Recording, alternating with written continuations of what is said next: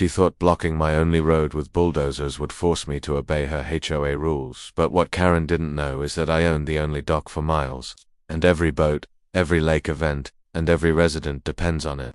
So when she cut me off from my cabin, I cut everyone off from the water.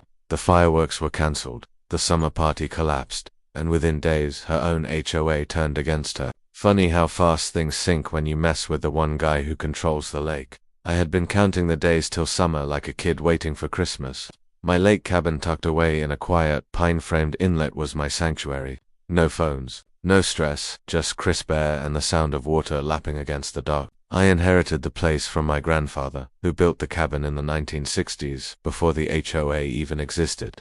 Back then, it was all open land and handshake agreements.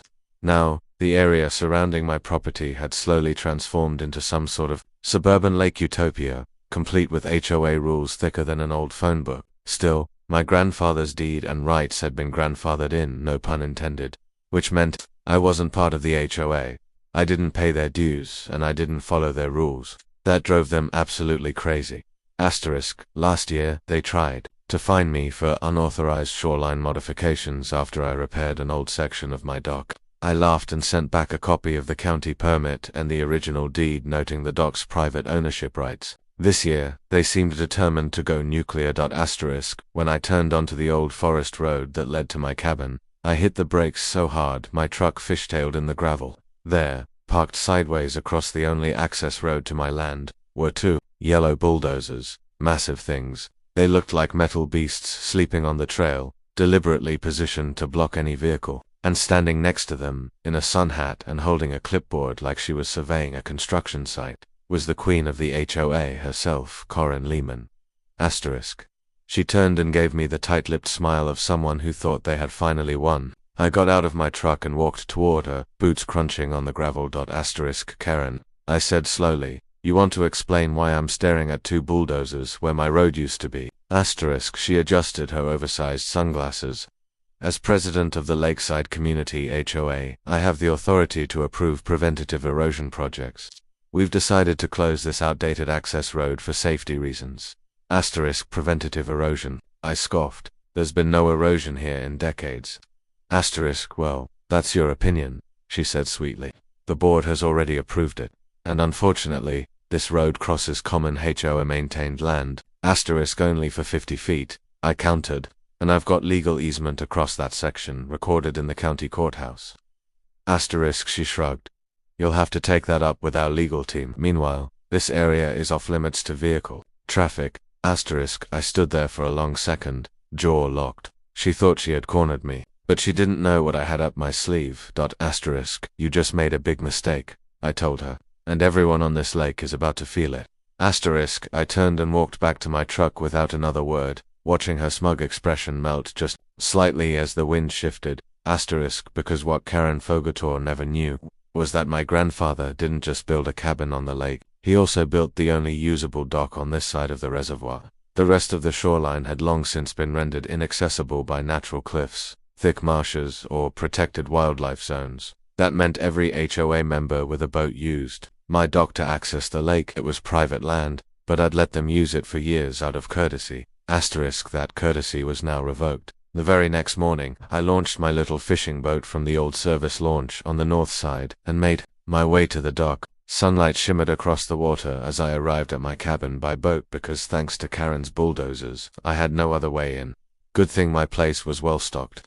I climbed onto my dock and walked up to the cabin with a heavy chain and 6 nitrogen monoxide trespassing signs tucked under my arm. I attached the first sign to the start of the dock, when I chained up the entrance with a thick industrial chain and a heavy-duty padlock. An hour later, I posted on the Lakeside Community online board, greater than due to a deliberate blockage of my legal access road, I will be revoking all public and HOA member access to my private dock effective immediately.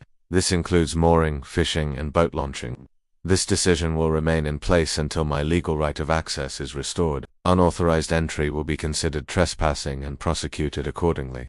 Samuel L. Creighton, legal owner and sole deed holder. Within 15 minutes. The post had over 50 comments. Most of them weren't pretty. Apparently Karen hadn't informed the other board members what she'd done. She was trying to use me as a power play to scare other non-compliant homeowners. Now the plan had backfired big time. Asterisk, that weekend was supposed to be the HOA's annual summer splash celebration. Boats, paddleboards, fireworks, live music from a local band. The whole event revolved around the lake and, more importantly, launching from my dock. By Friday, HOA members started showing up, expecting a party. What they found was a dock, signs warning of prosecution, and me sitting in a rocking chair on my porch, sipping iced tea and watching the show. Asterisk, Karen came marching down the shoreline in her floral blouse and white capris, practically foaming at the mouth. She waved her clipboard like a sword. Asterisk, you can't do this, she shouted from behind the fence line. Asterisk, I already have, I said, and legally, I'm completely within my rights. You blocked my access, I blocked yours. Fair trade. Asterisk, you'll ruin the whole weekend for everyone. Asterisk, then maybe you shouldn't have parked a bulldozer in front of my driveway. She stomped her foot so hard I thought she might twist an ankle. A few more days passed, and things got worse for the HOA. Their residents were livid. Without dock access, no one could launch boats. The rental kayaks sat untouched. The fireworks had to be cancelled for safety because emergency services couldn't be stationed near the water. People began demanding a board meeting. Asterisk, and when they held it, things imploded. Asterisk, apparently, Karen had pushed the road closure through without consulting legal counsel or fully disclosing the ramifications. When the easement paperwork I mentioned surfaced, the HOA's liability became clear. They had illegally blocked a recorded access route, violated property rights, and now faced potential lawsuits not just from me, but from residents angry over the cancelled events and lost money. Asterisk, I received a call from the HOA vice president, a guy named Marcus who always seemed like the only rational person on the board. Asterisk, look, Sam, he said cautiously, we want to make this right. The board has voted to remove the bulldozers immediately and restore your access. No conditions. Asterisk, good, I said. But there's more. Asterisk, he hesitated. What do you mean? Asterisk, I want a written apology from the board. Not just to me, but to every resident who lost out this weekend.